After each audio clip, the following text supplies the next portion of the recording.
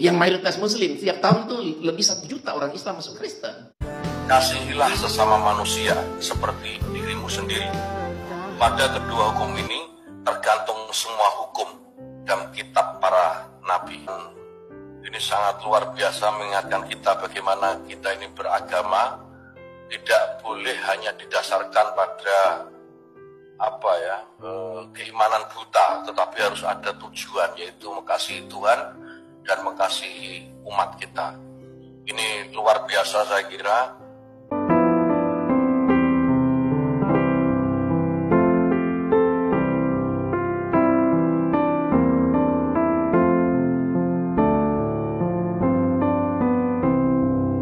Yang mayoritas muslim, setiap tahun itu lebih 1 juta orang Islam masuk Kristen. Banyak. Kita aja sini nggak terasa. Tapi coba datang ke Jawa Tengah. Salatiga di mana, di Cirebon di mana. Sampai Jawa Barat. Banyak sekali. Saya pernah dakwah di pedalaman Salatiga. Kenapa? Karena rupanya di kampung-kampung yang dulu 190% muslim, sekarang jadi 75% Kristen.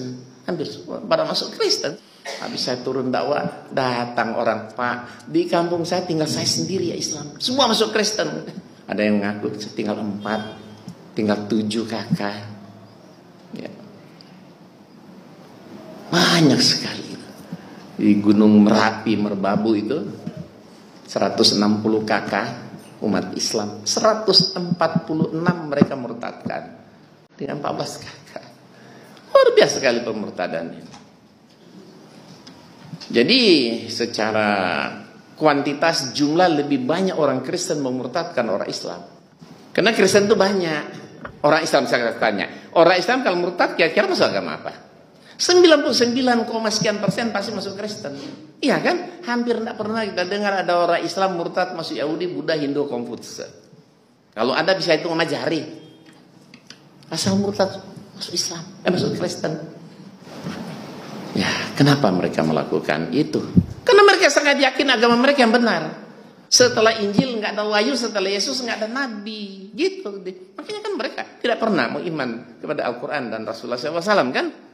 Setelah Yesus tidak ada nabi, setelah Injil nggak ada wahyu. Gitu. Makanya mereka mendakwakan agama mereka, karena menurut orang Islam keselamatan itu hanya melalui Yesus, di dalam nama Yesus. Setiap hari umat Islam berdoa, minta kepada Allah, ihdinas siratal mustaqim. Apa kata mereka? Berarti Islam belum berada jalan yang lurus dong. Minta aja terus setiap hari kan. Padahal jalan yang lurus sudah Allah siapkan. Siapa? Yesus.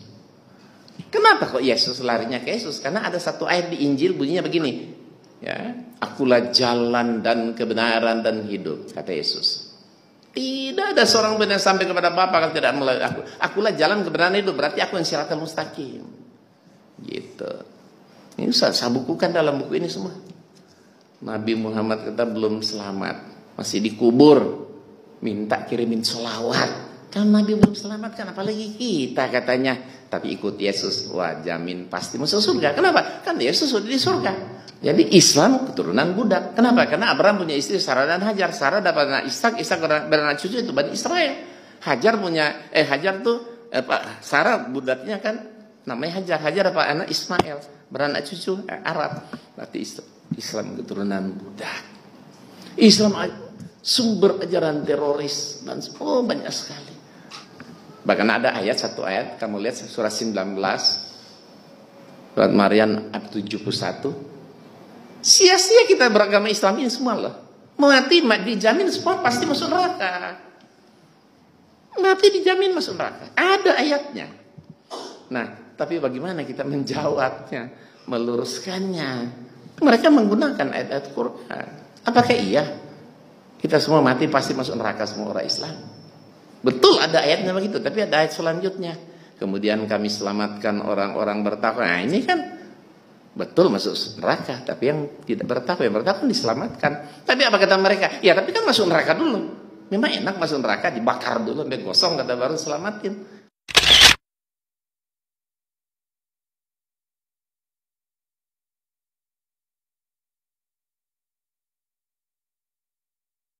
Tapi kalau ikut Yesus langsung masuk surga, kata gitu kan.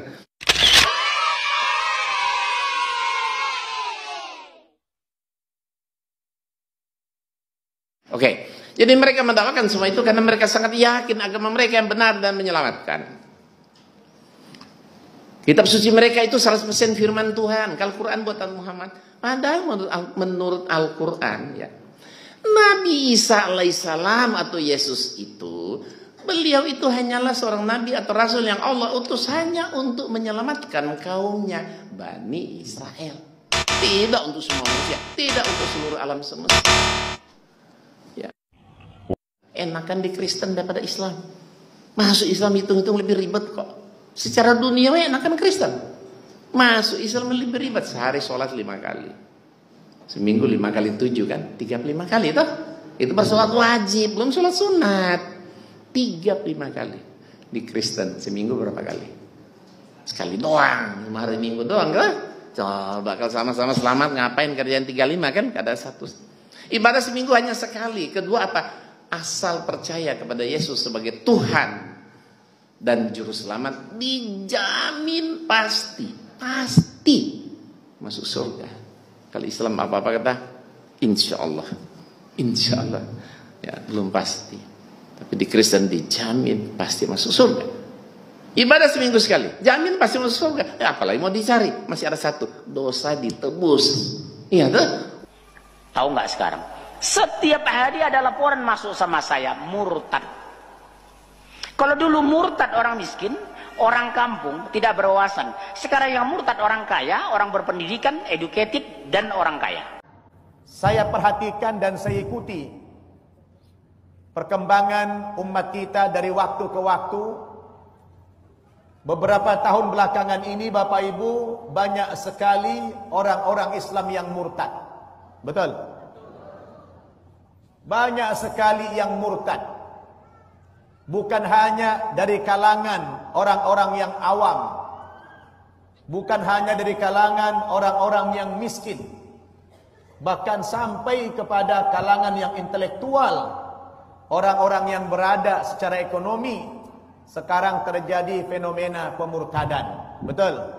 أنا مسلم سابق، تربيت بعائلة مسلمة مش متدينة أو متزمتة. وأنا صغير كان بالنسبة لنا الإسلام مجرد طقوس، عادات وتقاليد. بس مع ذلك من صغري وأنا مش متقبل الإسلام تماما، وكانت دائما عندي أسئلة. على سبيل المثال الشغلات اللي ما كانت أتقبلها، مثلا الصلاة على محمد دائما ما كنت يعني أفهمها ليش، شو معناها، وكيف محمد يتزوج 12 مرة، والغزوات الإسلامية، كيف إنه إحنا لازم نصلي على محمد وآل محمد وزوجات محمد في الصلاة اللي احنا بنصليها لربنا، وكيف الإسلام انتشر بالغزو وبالسيف. طبعا هاي التساؤلات الكبيرة ظل في خوف كبير من هالأسئلة، لأنه الإسلام مبني على الخوف والترهيب والجحيم وعذاب القبر والتقديس الأعمى لمحمد وكاحاته وحروبه ولصحابته اللي تقاتلوا فوق جثته وهو ميت، حتى مين يمسك بعض. فكان لي بالنسبة لي حتى الشك وأنا صغير كان مخيف. The God of the Bible is moving powerfully in the Muslim world today. He is drawing Muslims out of Islam, of faith to faith in Jesus Christ in record numbers.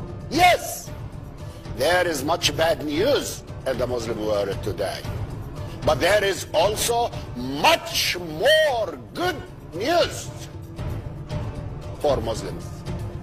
More Muslims have come to faith in Jesus Christ in the last 3 decades that in the last 14 centuries of Islam put together. This is the greatness of our great. What is the main way Christianity is growing in Iran? Christianity is growing in Iran in a very organic way. People are comparing their faith of Islam to Christianity, and they're realizing that Jesus is talking about love. His message is all about love, not vengeance, not hatred, not anger. So there's a natural organic gravitation among a Persian world and the region towards the message of the gospel. And the way people are getting to know about Christianity in a closed environment is mainly through satellite TV. We happen to be one of the satellite TV providers called Mohabbat TV into Iran, 24/7 Farsi. We have a huge number of people following our programming, and there are others that are providing satellite TV into the country of Iran. Our average calls from Iran is roughly 600 to 700 contacts a day from Iran when the people that are Muslim asking us, tell us more about Jesus. Saya catat tadi, kasihilah Tuhanmu dengan segenap hatimu dan dengan segenap akal budimu. Inilah hukum yang pertama dan paling utama. Dan hukum yang kedua, yang sama dengan itu ialah kasihilah sesama manusia seperti dirimu sendiri. Pada kedua hukum ini tergantung semua hukum dan kitab para nabi. Ini kalimat atau ayat dari kitab suci yang saya kutip tadi di dokumen, kebetulan saya punya catatannya, dan ini sangat luar biasa mengingatkan kita bagaimana kita ini beragama tidak boleh hanya didasarkan pada keimanan buta, tetapi harus ada tujuan, yaitu mengasihi Tuhan dan mengasihi umat kita. Ini luar biasa saya kira. Saudara terkasih dalam Tuhan, terima kasih kepada para Bapak Kiai, Bapak Haji, karena kalian sendirilah yang sudah menyaksikan secara nyata bagaimana data murtad di Indonesia yang kita cintai ini. Karena begitu banyak kesaksian-kesaksian yang ada, selalu ditantang oleh para penonton kaum muslim yang selalu mengata-ngatai bahwa semuanya itu adalah kesaksian palsu. Dunia telah tahu siapa sosok Tuhan Yesus yang sesungguhnya dan bagaimana kita percaya kepada teladan-teladannya. Terima kasih para Bapak Kiai sudah menyampaikan kepada publik biar semua orang tidak lagi ragu tentang data murtad di Indonesia. Seberapa pentingkah Tuhan Yesus bagi kita orang-orang percaya? Tuhan Yesus sangat penting karena melalui ajaran-ajaran kasih, teladan kasih yang mengajarkan kepada setiap umatnya untuk mengasihi sesama dengan cinta kasih, kelemah lembutan tanpa membedakan apapun. Itulah ajaran-ajaran Tuhan Yesus. Dan satu lagi dan yang paling utama adalah kasihi musuhmu, doakan musuh-musuhmu, kasihi orang lain seperti mengasihi dirimu sendiri. Intinya ajaran Tuhan Yesus adalah bukan ajaran kebencian, tetapi ajaran cinta kasih kepada sesama, kepada semua orang, sekalipun kita berbeda dari berbagai macam segi apapun. Shalom saudara, Tuhan Yesus memberkati.